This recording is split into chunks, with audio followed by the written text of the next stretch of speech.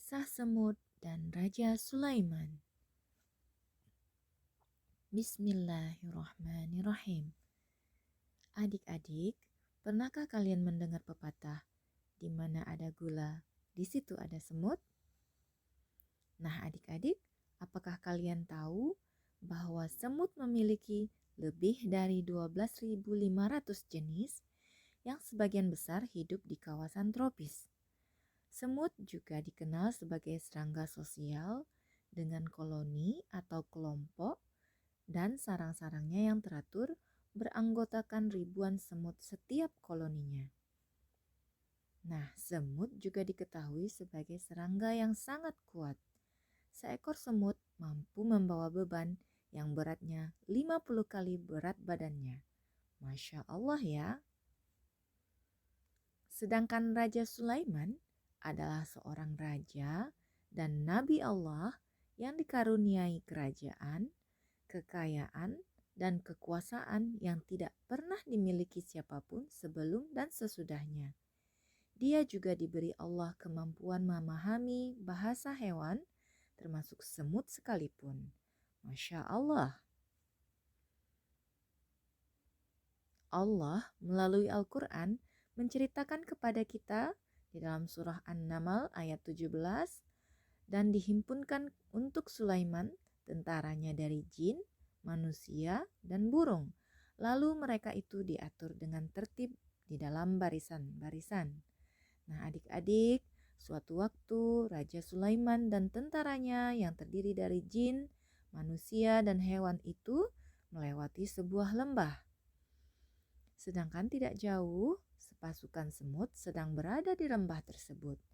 Seekor semut yang mengetahui pasukan Raja Sulaiman akan lewat, berteriak lantang kepada kaumnya.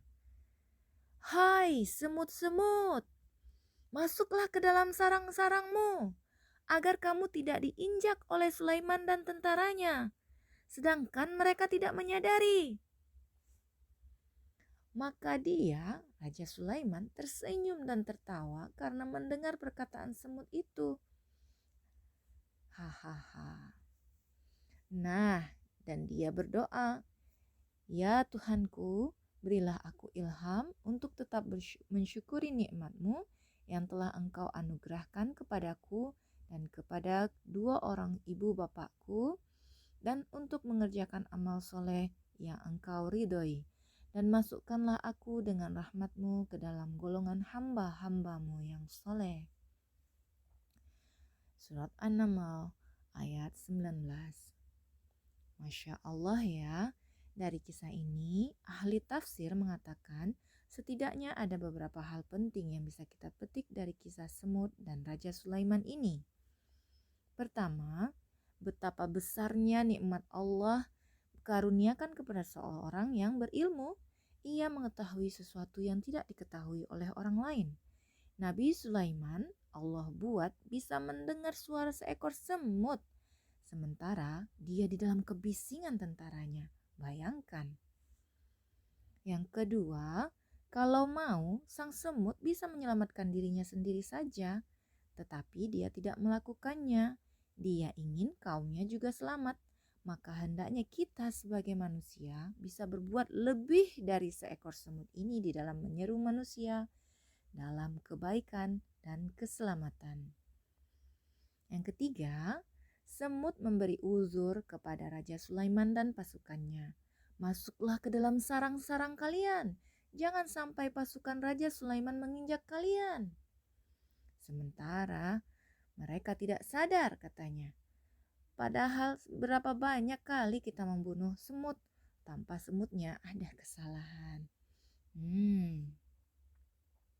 Yang keempat, Raja Sulaiman tidak lantas merasa sombong dengan karunia yang besar ini.